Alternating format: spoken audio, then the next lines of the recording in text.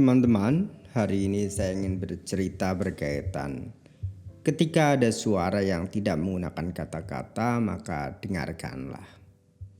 Kutipan ini saya gunakan atau saya temukan di pencarian artificial intelligence hari ini yang hari ini sangat berkembang, sangat populer. Kata-kata ini sebagai ungkapan cerita awal, saya ingin berbagi cerita seperti ini. Cerita yang saya ceritakan adalah feel your story atau coba Anda rasakan cerita hidup Anda. Sebagai data penguat dan pendukung, saya ingin menggunakan kata intuisi atau yang tadi ungkapan saya bacakan dari seorang saya katakan Rumi lah ya namanya ya beliau kutipan ini. Suara batin kita terkadang sebagai sebuah intuisi yang mengajarkan atau memberi tanda kepada kita kalau ini baik atau tidak baik. Dalam ajaran agama mungkin saya ingin membuat sebuah kata ini saya ucapkan, yaitu mungkin ungkapannya itu bodhicitta. Dalam tubuh kita ada ketulusan batin yang sangat dalam yang kita percayai sebagai penyaring level tertinggi lah. Ketika batin kita mengatakan iya kepada sebuah kebenaran, maka itu mungkin benar dan kita akan ikuti. Tetapi kalau batin kita, diri kita mengatakan tidak, itu salah, ya kita ikuti. Memang ada segala sesuatu yang terkadang kita inginkan sangat betul-betul tetapi diri kita menolak. Contohnya itu seperti ini. Teman-teman, saya ingin bercerita real saja lah ya. Setiap kita manusia pernah melakukan kesalahan. Saya ingin berbagi cerita seperti ini kesalahannya. Dulu ada satu momen kesalahan yang pernah saya lakukan, yaitu ketika saya membuat sebuah event atau sebuah event itu acara ya, membuat sebuah acara dan sebuah vendor acara itu yang saya kerjasama dengan dia memberikan tips tip uang beberapa rupiah seperti itu. Dia mentransfer rekening ke rekening saya. Baik, ceritanya berlanjut.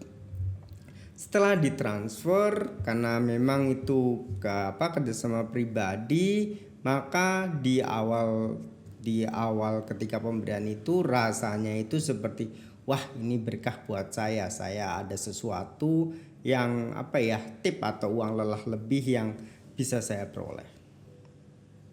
Tapi setelah pulang rumah, setelah perjalanan pulang, rasa tidak nyaman, rasa tidak benar kenapa menyelimuti perasaan saya begitu sangat-sangat. Ada rasa tidak tepat karena satu mungkin itu seperti bukan hak saya, kedua saya tidak berbicara kepada tim saya berkaitan tips ini. Kata hati saya benar-benar seperti menyiksa saya. Bahkan sampai malam pun tidur sepertinya rasanya tidak nyaman. Singkat cerita, karena memang tidak senyaman ini perasaan saya, maka di esok paginya uang itu saya transfer balik kepada vendor tersebut. Setelah uang itu ditransfer, rasa bersalahnya 50% hilang. Karena rasanya saya sudah tidak melakukan kesalahan walaupun tadi ada juga kesalahan menerima. Kenapa saya bisa mau menerima dan dia sudah transfer? Ya akhirnya karena tidak nyaman saya transfer balik. Teman-teman, berbicara dengan intuisi atau kata hati, mungkin saya akan awali ceritanya dengan cerita seperti itu.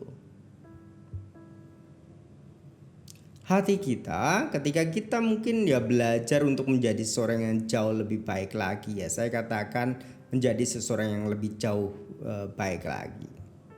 Kenapa? Karena hati kita tidak bebal rasanya. Bayangkan ketika ada seseorang yang berbuat jahat. Mungkin kata hatinya dia sudah pastinya sudah menasihati berulang kali. Ini tidak benar, ini salah dan ini tolong dijauhi.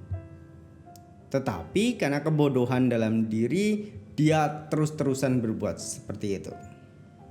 Sampai mungkin kata hatinya mati, kata hatinya karena tidak didengarkan, akhirnya dia tidak berbicara lagi. Mendengar cerita ini, saya ingin sambungkan ceritanya dengan ketika kita pandai merasakan cerita kehidupan kita. Kita pandai merasakan perasaan kita. Kita pandai merasakan perasaan kita.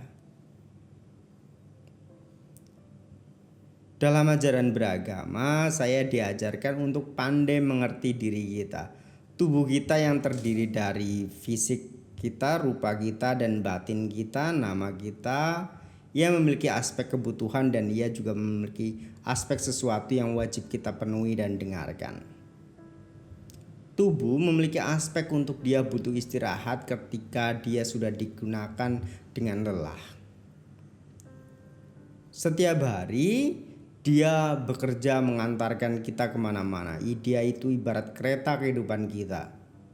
Kita harus pandai menjaga keretanya supaya tidak rusak, tidak usang, dan ya keretanya terawat dengan baik. Di dalam sana juga ada batin, ada pikiran, ada jiwa kita, ada perasaan yang membantu bagaimana kereta ini bergerak. Dengan pendekatan cerita inilah saya ingin menanggapi cerita tentang kita pandai merasakan cerita kita, batin kita, kehidupan kita. Feel your story. Batin kita terkadang memberi nasihat kepada kita. Sesuatu yang kita lakukan mungkin ada salahnya karena mungkin kita ya tadi ada unsur kebodohan, unsur keserakahan atau unsur kebencian di sana yang membuat kita itu kaki kita terprosok dan salah. Terkadang tidak semua yang baik yang mampir kepada kita adalah semua hal yang baik. Terkadang yang mampir itu hanya mungkin ya ujian atau hambatan yang membuat kita ya bisa saja terjatuh atau salah jalan perjalanan ini.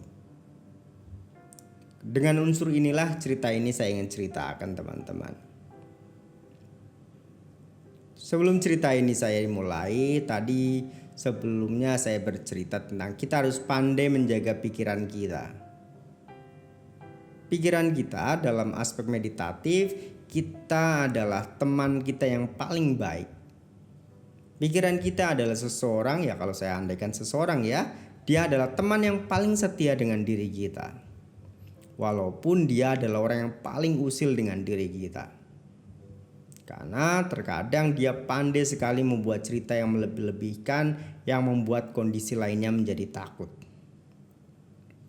Tetapi dia juga bisa menjadi seseorang yang sangat bijak yang mengantarkan yang lainnya ke tempat tujuan dengan selamat, berkah, dan penuh dengan kemuliaan. Tentunya kita harus belajar mendidik pikiran kita. Dengan aspek inilah kalau dalam konteks kita berbicara agama ya pastinya saya ingin dekatkan dengan aspek kita melatih diri dengan baik. Kita mengendalikan pikiran kita. Kita pandai menjaganya. Supaya apa? Supaya pikiran itu menjadi benar. Ketika pikiran kita benar dan pandangannya benar, ya selanjutnya yang menjadi turunannya seperti ucapan dan perbuatan kita juga kita harapkan menjadi benar. Perilaku kita benar, usaha yang kita lakukan benar. Lalu kita juga pandai untuk menjaga pikiran itu selalu benar. Kita menjaga ya ritmenya. Kita belajar untuk menyadarkan diri dengan benar juga.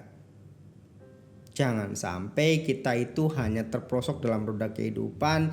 Kita ikuti saja terus arusnya seperti hamster yang terus berlari, kecapean dan akhirnya ya sudah. Kita tidak bisa memiliki kontrol lagi terhadap diri kita. Teman-teman, dengan aspek inilah saya berbicara. Kita coba sekali-kali kita mendengarkan kata hati kita mendengarkan cerita batin kita dan kita resapi. Kita memiliki batasan. Mari kita mungkin terkadang kita harus belajar lebih pelan, terkadang juga kita harus belajar jauh lebih cepat. Kita ingat konsep ajaran yin yang ketika kita belajar yin lebih tenang dan yang itu belajar kita lebih seperti bulldozer. Kita harus lebih pandai dan lebih bijak dalam menyikapi keseharian kita. Teman-teman, inilah cerita berkaitan kita belajar untuk feel your story. Mari kita rasakan perasaan kita. Dalam bahasa Inggrisnya mungkin seperti itu ya, tetapi dalam pengertiannya ya memang saya ingin artikan kita pandai merasakan perasaan kita.